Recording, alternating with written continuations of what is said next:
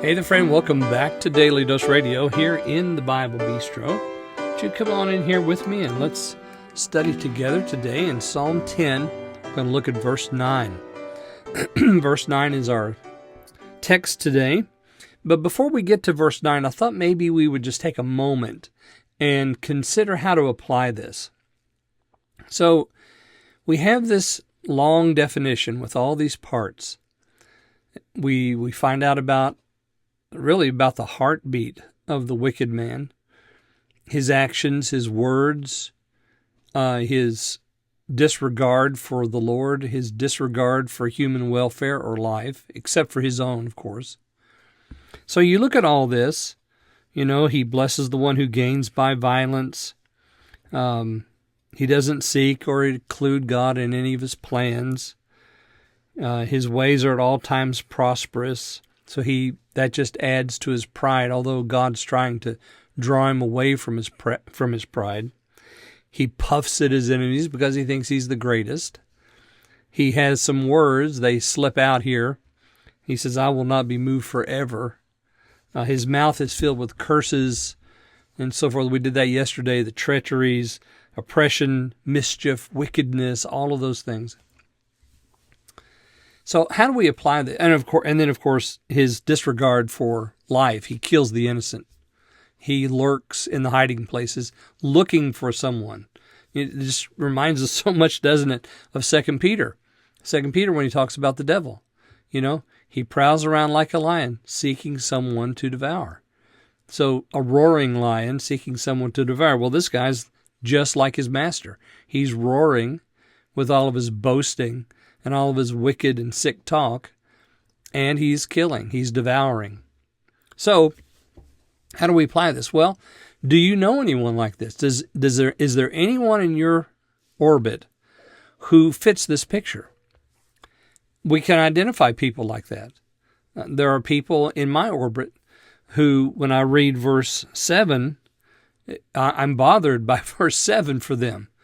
Because their mouth seems to be always filled with curses, always with mischief, always with something ugly, something dark. And there's never any grace there. It's always gross. Inappropriate humor, those kind of things. They're just not right. And I think to myself, well, if I'm applying this to not just the stereotypical wicked man, but I look out and I use this as a filter on the people that are around me. Are they matching this description? Is there someone who's matching this description? I mean, I'm not telling you what to do about that if they are, except for to pray for them. That would be the thing. Pray for them, share the gospel with them. But there are some people that are in the church that claim Christ, that this kind of, they're doing some of these same things. They're in the church for an alternate reason, not because they're poor in spirit.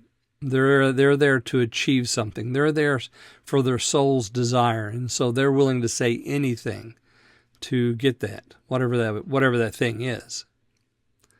So we come now today to verse 9, and we're going to look at the 10th item in his list. And in verse 9 we read this: He lieth in wait secretly as a lion in his den.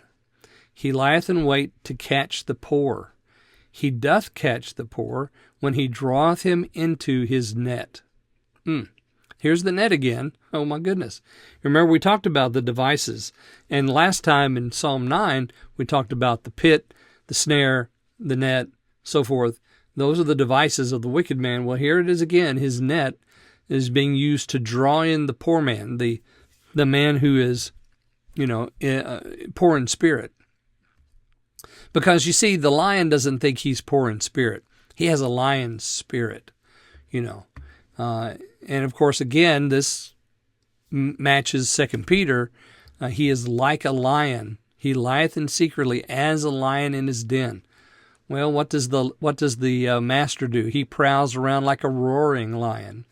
And this little lion lies in wait to catch the poor. So He's secretly watching and ready to pounce.